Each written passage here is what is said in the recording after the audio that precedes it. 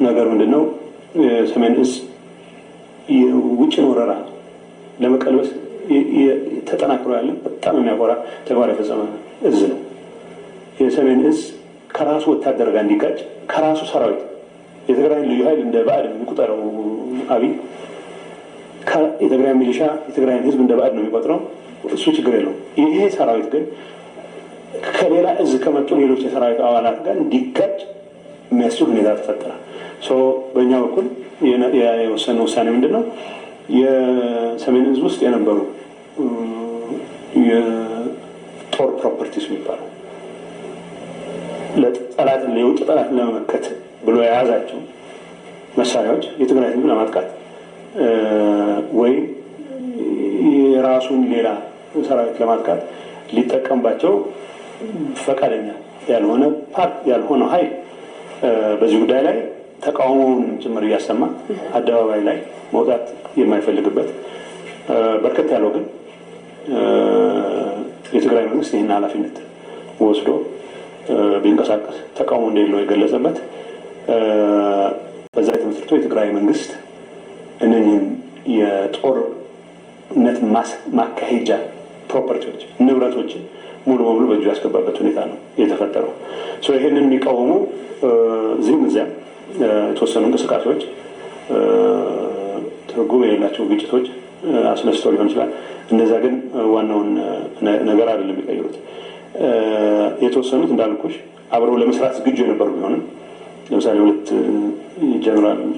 ጀነራሎች የክፍለ ጦር አዛዦች እኛ ጋር መስራት ዝግጁ የነበሩ ቢሆንም ባለቀ ሰዓት ምን እንዳስወሰናቸው አይታወቅም። የተወሰኑ ጦር መሳሪያዎችን ይዘው ወደ ሻዕቢያ የገቡበት ምናልባት በእኛ እምነት አስቀድሞም ከሻዕቢያ ጋር ሻዕቢያ ማለት ከብዳለሁ ከኢሳያስ አፈወርቂ ጋር አብይ ባለው ምክንያቱም የሻዕቢያ አብዛኛው አፓራተስ ይህን ጦርነት አይፈልገው፣ ሰራዊቱ ይህን ጦርነት አይፈልገው፣ ታክቶታል። የመሪዎች መጫወቻ መሆን በጣም ታክቶታል። ከነዛ ጋር በተያያዘ የሄዱ ሁለት ሰዎች እንዳሉ አውቃለሁ።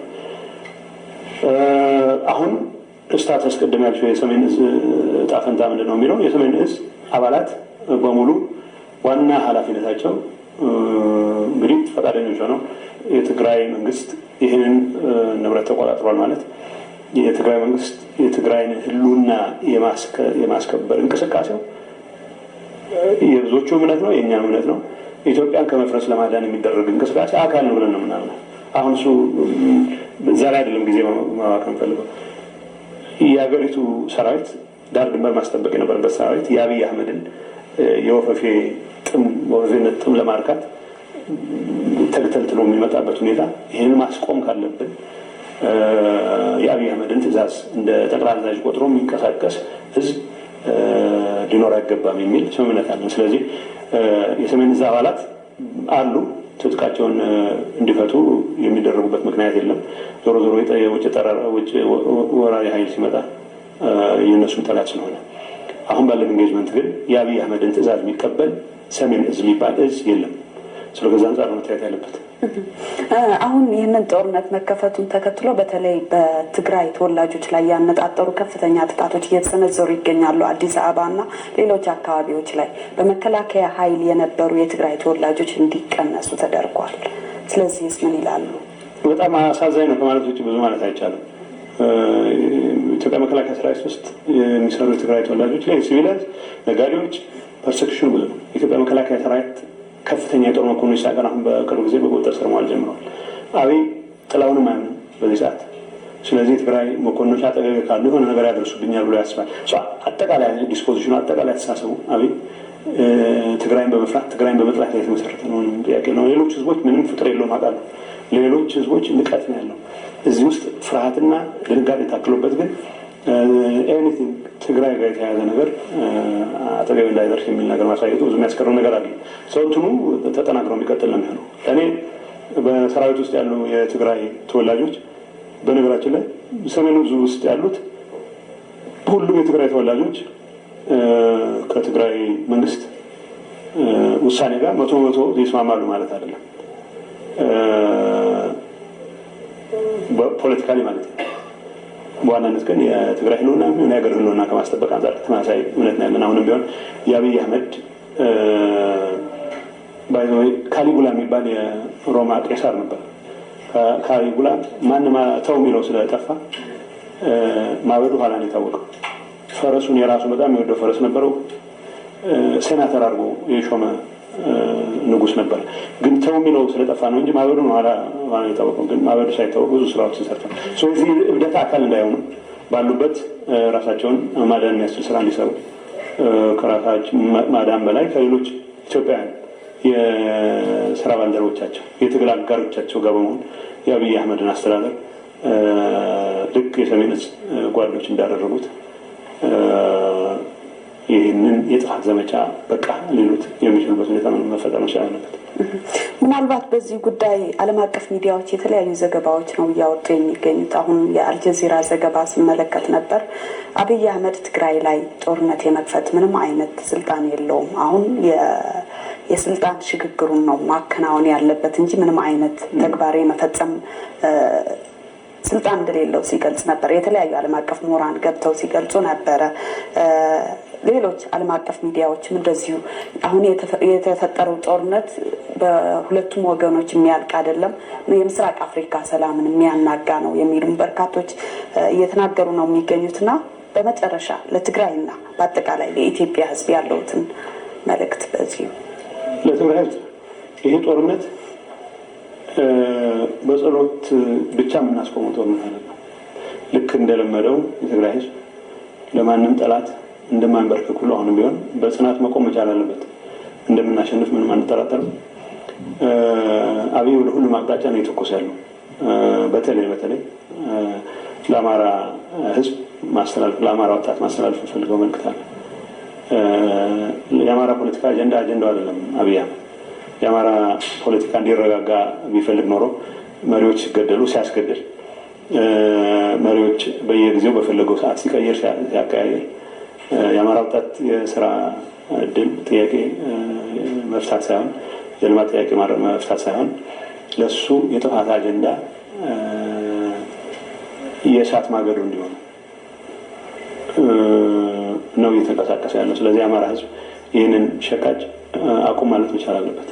ከወንድሞ ከሌሎች ወንድሞቹ ከየትም አካባቢ ከኢትዮጵያ አካባቢዎች የሚኖሩ ወንድሞቹ ጋር የሚያጋጨውን ከትግራይ ጀምሮ የሚያጋጨውን ስራ እየሰራ ያለን ቡድን ማጋለጥ መቻል አለበት፣ መቃወም መቻል አለበት።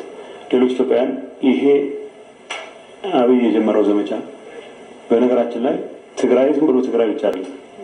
የኢትዮጵያ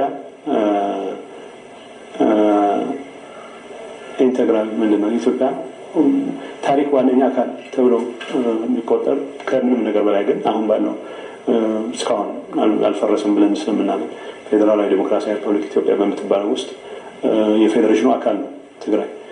ትግራይ ላይ የሚደረግ ዘመቻ ዝም ብሎ ትግራይ ላይ የሚደረግ ዘመቻ አይደለም። ፌዴሬሽኑን ለማፍረስ ሀገር እንደ ሀገር ለማፍረስ በተለይ ከኢሳያስ ጋር በትብብር የሚደረገው እንቅስቃሴ ሀገር ሉዓላዊነትንም ጭምር የደፈረ እንቅስቃሴ ነው። አንጻር ሁላችንም በቃ ልንለው ይገባል የሚል መልዕክት ነው ማስተላለፍ ፈልገው ለትግራይ ህዝብ። አሁንም ደግሜ ማለት የምፈልገው በነበረው ጽናት ቀጥል። ሁሉም የትግራይ ተወላጆች ከሌሎች አጋሮቻችን ጋር በመሆን ይህንን የለየለት የእብደት ወረራ እናከሽፋለን። ምንም እዚህ ላይ ጥርጣሬ ሊኖር አይገባም። አቶ ጌታቸው ለሰጡን ማብራሪያ እጅግ ነው እናመሰግነው። እናመሰግናለን። ተመልካቾቻችን ከአቶ ጌታቸው ረዳ ያደረግነው ቆይታ በዚሁ አጠናቀቅን። መልካም ጊዜ። የአየር ድብደባ በተለያዩ የትግራይ ከተሞች አቅራቢያ በትምህርት ቦታዎች ላይ ስለመደረጋቸው መረጃዎች ሲወጡ ነበር እና ምን ያክል ነገር እውነት ነው የሚለውን ነገር ነው አብሬ አያይዤ ማንሳት ፈልገው የኃይል ጥቃት በተፈጸመባቸው አካባቢዎች ላይ የኢፌዴሪ መከላከያ ሰራዊት በዛ አካባቢ የነበረው ተልዕኮ ከዚህ በፊት የነበረው ይታወቃል። ምን ያክል ከባድ መሳሪያዎች ነበሩ? ከነበሩስ እነዚህ ከባድ መሳሪያዎች በምን ሁኔታ ላይ የሚገኙት? እነሱ ጋር በተያያዘ የሚነሱ ነገሮች ስላሉ። መልካም። የአየር ጥቃቱ በትናንትናው ዕለት እንዲሁም ዛሬ ሲፈጸም ውሏል። ወደፊትም ይቀጥላል። የአየር ጥቃት የሚፈጸመው ቀደም ሲል እንደገለጽኩት የጠላትን የማድረግ አቅም ለመግታት ነው። የጠላትን የማድረግ አቅም ለመግታት ሲባል ኢትዮጵያ ከውጭ ኃይሎች ራሷን ለመከላከል በትግራይ አንዳንድ ቦታ በተለይም መቀሌ አካባቢ ከፍተኛ የሆነ የሮኬት ክምችቶች አሏት። እነዚህ ሮኬቶች እስከ 300 ኪሎ ሜትር መጓዝ ይችላሉ። እነዚህ ሮኬቶች በመጠቀም ይህ ስግብግብ ጁንታ ኃይል ብዙ ከተሞችን ሊያጠቃ ይችላል፣ ህዝባችንን ሊያጠፋ ይችላል። ያን አያደርግም ብለን እንዳናስብ ባለፉት ወራት በህዝባችን ላይ ደረሰው ጭፍጨፋ እንደዚህ አይነት ሞራል ያለው ኃይል ነው ብለን ለመተማመን ያስቸግራል። ያን ብቻ ሳይሆን ከሁለት ቀን በፊት ይህ ስግብግብ ጁንታ ኃይል ልክ የምርጫ ኮሚሽን አፍርሶ ከህገ መንግስት ውጭ የራሱን የምርጫ ቡድን እንደፈጠረው ሁሉ በኢትዮጵያ ያለው የአቪዬሽን ባለስልጣን አንድ ነው። በኢትዮጵያ አየር ክልል ውስጥ ስለሚደረግ ማንኛውም የአየር እንቅስቃሴ የሚወስነው የአቪዬሽን ባለስልጣን ነው።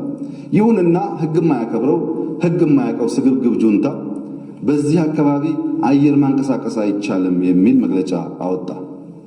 ይህ ማለት ምን ማለት ነው የሚለውን በዝርዝር እንዲተነተን ካደረግን በኋላ ከዚያም በተጨማሪ ከመቀሌ አካባቢ የደረሱ መረጃዎች እነዚህ መሳሪያዎች ለመጠቀም ሙከራ እያደረጉ መሆኑን መረጃ በመደረሱ በመጀመሪያው ዕለት ተጨማሪ ማጣራት ለማድረግ የቆየን ሲሆን በሁለተኛ ቀን ፍላጎቱ ጠንካራ መሆኑን ስላረጋገጥን ራዳሮች፣ ሚሳይሎች፣ ሮኬቶች ሙሉ በሙሉ እንዲጠፉ አድርገናል። ይህን ያደረግንበት ዋናው ምክንያት ይህ ስግብግብ ጁንታ ኃይል አለው ለማለት በሚያደርገው ጥቃት በህዝባችን ህይወት፣ ስነልቦና እንዲሁም ማቴሪያል ላይ አደገኛ የሆነ ጥፋት ሊያስከትል ስለሚችል ህዝባችንን እንደ ትናንትናው በትዕግስት እንለፈው ያን ባለመከላከል የሚጠፋ እርምጃ ከፍተኛ ጉዳት እንዳያመጣ የአየር ጥቃት ተፈጽሟል። ነገር ግን የአየር ጥቃት በፍጹም የሲቪል ታርጌትን ታሳቢ ያደረገ አይደለም። አንደኛ እነዚህ የሚሳኤል፣ የራዳር፣ የሮኬት ቦታዎች በሀገር መከላከያ ሚኒስቴር የተገዙ በሀገር መከላከያ ሚኒስቴር ይጠበቁ የነበሩ እያንዳንዱ ትጥቅ የት እንዳለ በዝርዝር ሙሉ እውቀት አለ። ሁለተኛ እኛ ከአየር ኃይል አንጻር ዝግጅታችን ከፍ ላለ ደረጃ ስለነበረ በተለይም ከዚህ ቀደም በነበረው መንገድ ብቻ ሳይሆን በቀንም በማታም በአንድ ሜትር ፕሪሲሽን ካለ ችግር ሊያጠቁ የሚችሉ በሰው የማይነዱ ዘመናዊ መሳሪያዎችን ስለታጠቅን እንደዚህ አይነት ችግር ሳያጋጥም ታርጌቶቻችን ለይተን ለማጥቃት የሚያስችል ብቃት ስላለን በተቻለ መጠን የሲቪል የሀገራችን ህዝቦች በዚህ አካባቢ ጥፋት እንዳይደርስባቸው ኮላተራል ዳሜጁ በጣም ያነሰ እንዲሆን ጥረት ተደርጓል፣ ወደፊትም ይደረጋል። አሁን በመቀሌ አካባቢ፣ በአዲግራት፣ በአክሱም፣ በሽሬ አካባቢ ያሉ የከተማ የሚኖሩ ሰዎች መጠንቀቅ ያለባቸው ነገር አንደኛ ኤርፖርቶች አካባቢ አለመቅረብ፣ የትጥቅ ዲፖዎች አካባቢ አለመቅረብ፣ የነዳጅ ዲፖዎች አካባቢ አለመቅረብ፣ ይህ ስግብግብ ጁንታ የሚሰባሰብባቸው አካባቢዎች አለመቅረብ። እነዚህ ታርጌቶች በቀንም በማታም በማንኛውም ሰዓት ጥቃት ሊፈጸምባቸው ይችላል። ይህንን በማድረግ ነው ጠላት ምንም ነገር ማድረግ እንዳይችል የምናደርገው። ይህንን ማድረጋችን ስለሚቀጥል ጥቃቱ በየትኛውም ሰዓት ስለሚካሄድ ህዝቡ ይህን አውቆ በአስቸኳይ ጊዜ አዋጅ በተቀመጠው መሰረት የሰዓት እላፊ ማክበር፣ ከከተማ ውስጥ እንቅስቃሴ መቆጠብ፣ ከመሰባሰብ መቆጠብ፣ ቅድም ከነሳኋቸው ታርጌት አካባቢዎች ራሱን ማራቅ ይጠበቅበታል። ይህንን ካደረገ ምንም አይነት ጥቃት በህዝባችን ላይ ሳይደርስ ታርጌቶቻችን ለይተን የምናጠቃ ይሆናል። በተለይ በቆቦ አካባቢ የተከማቹ መድፎች፣ ታንኮች አሉ። እንደዚህ አይነት ከፍተኛ መሳሪያ የተከማቹባቸው አካባቢዎች በቀንም በማታም ጥቃት ይፈጸምባቸዋል። እዛ አካባቢ ያለ ሚሊሻ ራሱን ማራቅ አለበት። እዛ አካባቢ ያለ ህዝብ ራሱን ማራቅ አለበት። እነዚህ ታርጌቶች መሆናቸውን አውቆ ትጥቆች፣ አየር መንገዶች፣ ዲፖዎች፣ የነዳጅም የመሳሪያም ያሉበት እንዲሁም ይህ ስግብግብ ጁንታ ያለበት አካባቢ መቅረብ ለአደጋ ራስን ማጋለጥ መሆኑን አውቆ መጠንቀቅ ከቻለ የሚደርስበትንም አይነት ጥቃት እንደማይኖር ተስፋ ይደረጋል። በዚሁ አግባብ ጥቃቱ የሚቀጥል ይሆናል። ይህ ስግብግብ ኃይል ወደ ህግ እስከሚቀርብ በሙሉ አቅም ጥቃቱ የሚቀጥል ይሆናል።